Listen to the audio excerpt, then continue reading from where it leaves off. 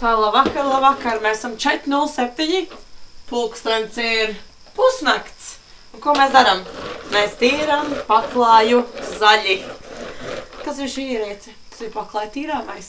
Bez elektrības, bez jebkādas elektrības. Un jūs trenējat savus kāju un roku muskuļus. Un skat, paklājs tīrs.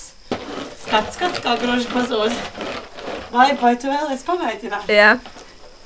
Nāc. Tur vajag patīrīt. Un šeit baivu darbībā. Kā tu jūties? Tik labi. Vai paklājs ir tīrs?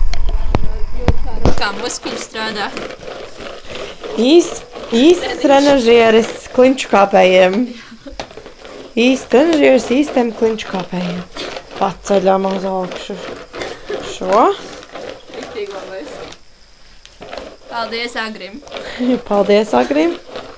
Es nezinu, kur man likties.